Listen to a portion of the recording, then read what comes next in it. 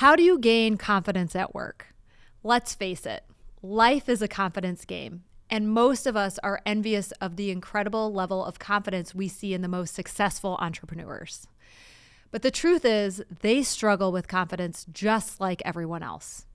No matter how many accomplishments and achievements we check off our list, gaining true, authentic confidence in ourselves requires something entirely different.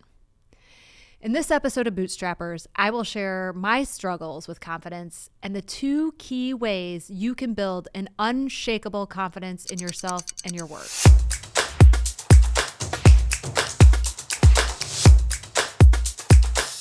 Welcome back to Bootstrappers, the podcast that helps entrepreneurs scale their businesses with remote teams.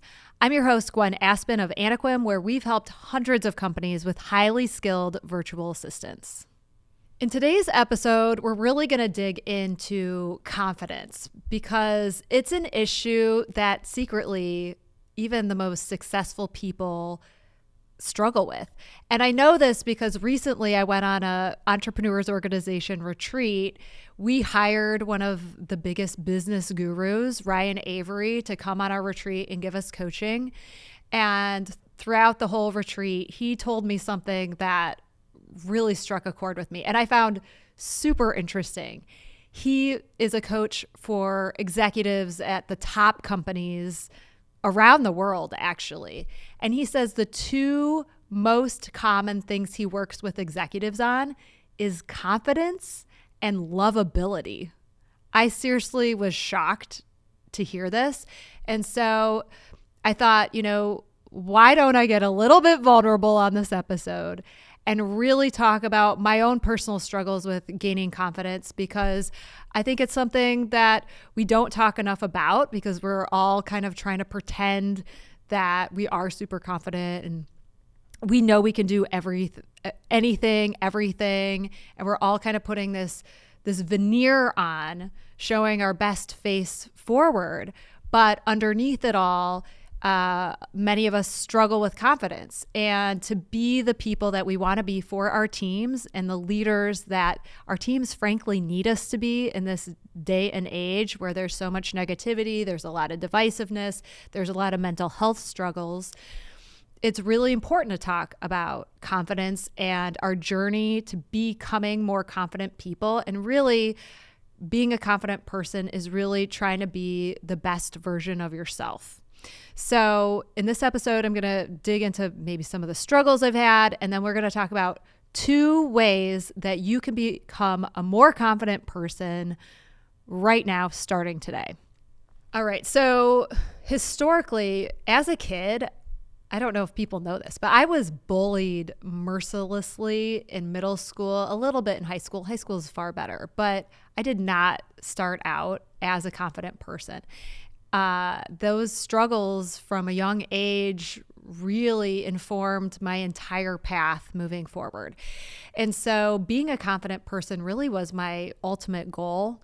And early in my career, I did that by just creating a bomb resume, essentially. So I graduated from University of Michigan in 3 years, checked that off my list, got married young, had kids young, bought a house by myself before I got married so that I had that one independent win, worked for big, good corporations.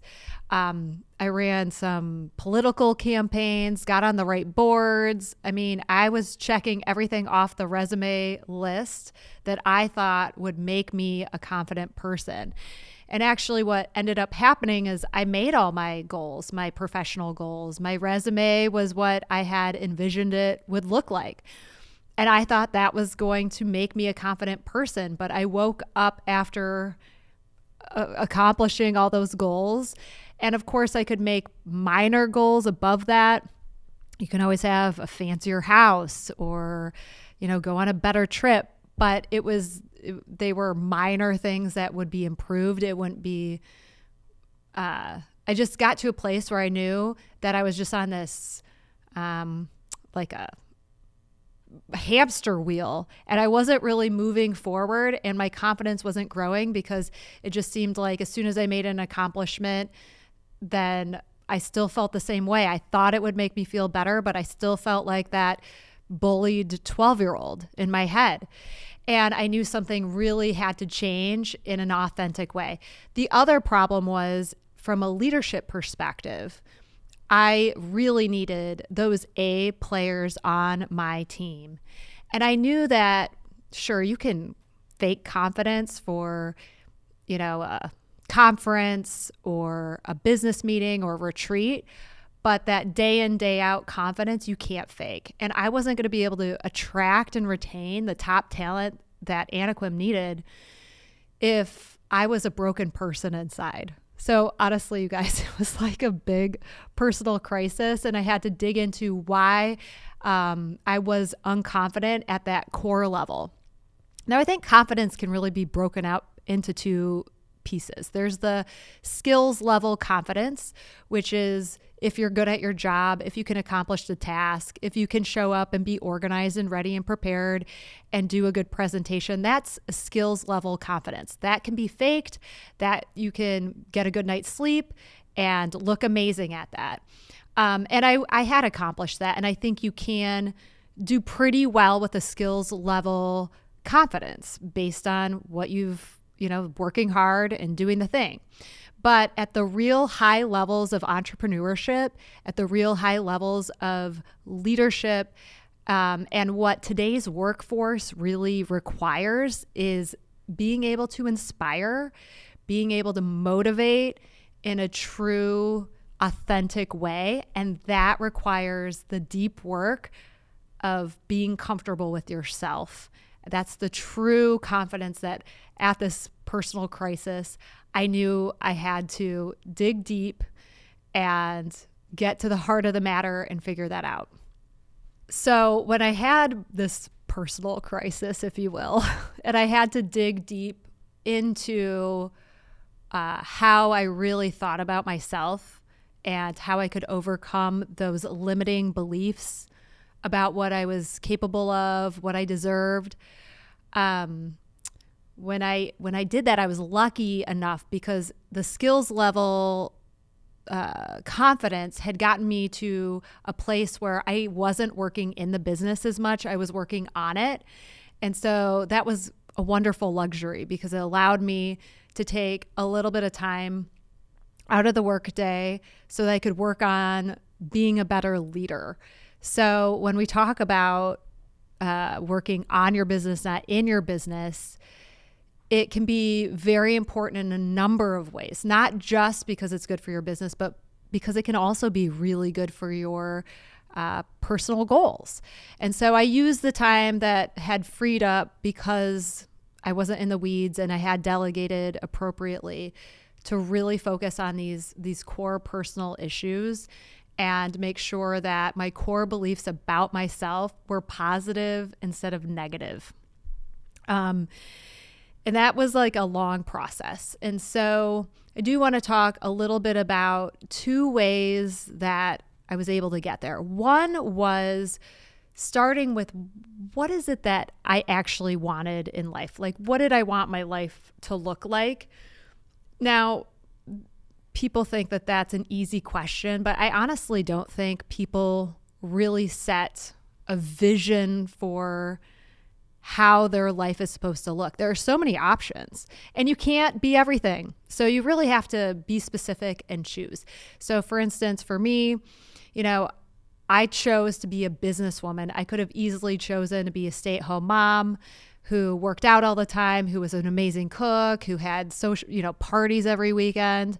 But I wasn't going to be able to build my business and be a businesswoman and be this stay-at-home mom who works out, has parties all the time, right? So I had to really home in on what that general thing was that I wanted and be clear about it. And it had to be authentic, not like what my parents wanted or what society wanted, but what was truly best for me, what was authentic outcome. And then create kind of a vision. This is almost like a pretend game, like vision what that would look like in minute detail and really focus on the habits that this person that I knew was like my best self, best possible self, what habits would that person have?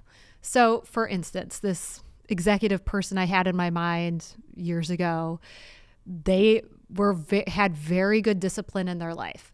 So how do you develop discipline?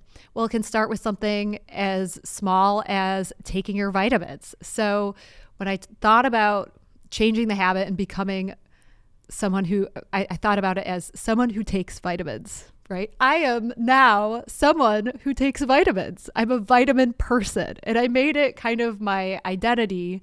And I just started with that one habit. This executive that I want to be takes vitamins. And so I know this is silly, but it really starts with the tiny habits. Our lives are really made up of those habits. So once I was a vitamin person, and I still take vitamins to this day. This was years ago. I take vitamins religiously every single day, but it started with that as that habit. And I just focused on that maybe for 3 weeks. I didn't try any other habits. Then I've always been a workout person, but I started going to classes for workouts and classes that would charge me if I didn't show up. So then I was a vitamin person who went to exercise classes. And so do you see how this works? Like the other thing, and I'm starting with the personal stuff, but you can do it in the professional way as well. And so then I wanted to be a family that maybe I envisioned us being crazy hectic, but we always made dinner a priority. So even like I still can't cook if my life depended on it. But even to this day, I make dinner a huge deal at my house, and we might have burnt pizza by candlelight, but I try really hard to have family meals. And so it's just a big deal that we all sit down for 10 minutes at least together and eat. So I just thought about this hypothetical person, and I made those habits part of the identity, and I focused on the little habits and those little wins create the discipline that creates the person that you want to be, if that makes any sense. And so, and those little wins, if you're now a person who takes vitamins, that builds confidence in a authentic way. Also, it's not based on a role. So authentic confidence isn't like, I'm a mother, I'm an executive, because those things can change. Terrible things happen. You could lose your job. You could lose all your clients. Those are roles that we play. That's not who we are, but we can be, you could always be a person who takes vitamins. You could always be a person who works out. You could always be a person who is focused at work during work hours. Let's talk about some of the ways that you can choose to change your habits at work. So let's say you're not very organized right now. You could start with the calendar. Like, I want to be this kind of worker, and this kind of worker always has an organized calendar, or this kind of worker always has their email. They're a zero email inbox person. But you try to take each habit and make it part of your identity, and that builds authentic confidence that nobody can take away. Okay, so this identity thing that we're discussing, it can change over time. I mean, just because you choose this, in our example here, this executive who's amazing, maybe one day you wake up and you're like, I freaking hate being an executive. I don't want to do this anymore. I want to be yoga lady, or whatever your new goal is. You can always change it. And it's not black and white. It's not like you're either the yoga lady or you're executive lady. Like, maybe you're an executive lady who does yoga. The main thing is be very clear on who you want to be, and once you're clear on the vision, that whenever you get off track, because you will, like you're going to go on vacation and forget your vitamins, for instance. But once it's part of your identity on who you are, you always get back on track. So, and when you screw up, so like, let's say one of the things that you decide is you're a person who doesn't gossip. And then you're like, yeah, executive lady never gossips. She's like way more mature than someone who gossips. That's totally beneath her. But then you catch yourself and you're like, oh my God, I just gossiped. It's okay. You go, oh wow, that wasn't like myself. I just acted out of character, because now you've identified as this person that you want to be. You feel authentically like that's who you are. So when you get off track, it's easier to get back on track because you're like, oh my gosh, that's not who I am.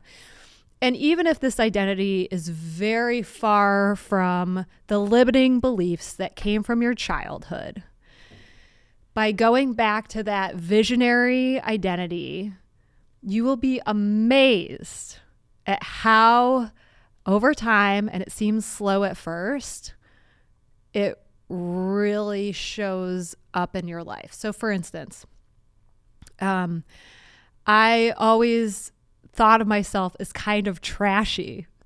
I mean, it was one of my limiting beliefs. I'm kind of trashy. I was always hiding it from people, but it would show up in swearing like a drunken sailor. I just had a really big problem with swearing. But when I changed my identity to being a classy person, so it has to be positive, not that I was not trashy. I was now classy. So when I thought of myself, or my ideal person was classy, then when I was swearing, it kind of naturally dissipated. It wasn't all at once, but over time, it kind of changed course. And so that's how you'll see it show up in your life. And of course, this is exactly like a habit. Like swearing is a habit. And so if you change that habit and you're like, I'm a classy person, classy people don't swear like sailors, and you just kind of work your way towards it, you'll see that transformation. And as you see yourself progressing, you're going to gain more confidence. Okay, so we're going to talk about the second thing that's going to transform your authentic core confidence game. And this is how you speak to yourself in your head. Most people talk to themselves as if they are talking to their worst enemy, and they are consistently mean and negative to themselves about themselves. This is a habit that has to change if you want to have true, authentic confidence.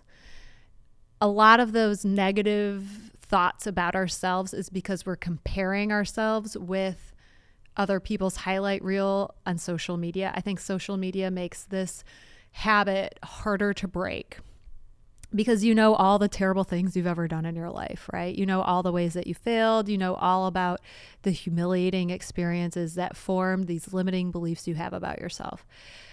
And then we look at other people as if they've never made any mistakes in their life because they're not showing those to us. So speaking to ourselves in a positive, loving, coaching way. So it doesn't mean that, it's saccharine and you only say positive things about yourself to yourself when things are going badly or you make mistakes. But you talk to yourself as a coach instead of a bully. And so coaches always call on the best part of ourselves to overcome the failure, overcome the limit, right? They know at your core you're good, you're a hard worker, you want what's best. And it just didn't show up in this moment. But that's okay because you know who you are and that you know what's possible. So if we can moderate the way that we talk to ourselves, it really makes a difference. The first step of this is just even really being aware of our thoughts, because a lot of us are not even aware of what we're thinking every day. We have thousands of thoughts a day and we're unconscious of it. I do think some meditation can help us really review the thoughts and be clear on what is going on in our head. Journal writing helps us become more clear on that. But making a conscious effort to be a coach instead of a critic is really helpful to gaining authentic confidence and making sure that our cup is full. So a lot of people in the past thought if you're confident or you like yourself, you are like arrogant or kind of a jerk as a negative thing. But the truth of the matter is that you have to have your cup full in order to share it. So if you feel like you're at your wit's end, if you feel like your cup is empty and you feel negative about yourself and all your thoughts are negative, are you really going to be able to show up your best for your team, for your company, for your community, for your family? You're not, because you have nothing to give if you're exhausted. And negative self-talk steals from your cup, makes it more empty, and prevents you from having the ability to share positivity with others. So we really have to take care of ourselves, be kind to ourselves so that we can be more for our teams. And then once you're able to fill your cup, feel good about yourself, say nice things to yourself, and then you see that spilling over into positivity that you're bringing to other parts of your life, it's going to build authentic confidence. It's going to become the new you.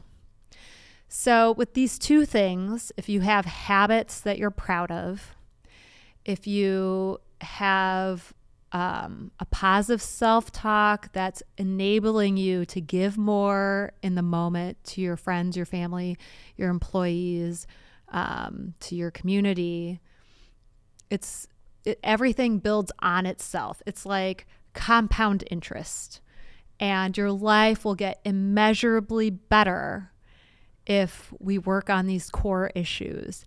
And your company is going to get immeasurably better, and your leadership will get immeasurably better. So when we work on the small things with our confidence, it creates confidence, which creates the outcome that we were always hoping we would have. And we get to become the people that we truly envisioned, even if that vision that you had for yourself seems so impossible, so far from where you are now. It's amazing, because over time you will see the difference. And then one day you're going to wake up and you're going to be like, oh my gosh, I became this person that was just a pretend vision at one point. And over time it really happened. So this is what I've learned through my personal crisis. It only took me wanting to die and realizing that I was an empty shell of a person. But thankfully, through, a wonderful therapist, lots of self-work, years of practice, creating great habits, looking at the good and the bad parts of myself, being comfortable with all aspects of that. I'm really grateful, because I want to be here on this planet. I want to do good. I want to work hard and lift people up and see them be their best selves. And I'm really grateful every day that I get to wake up and try again on being someone who contributes to this world. The key to gaining confidence starts with a plan. Download our free guide to successful projects in the show notes.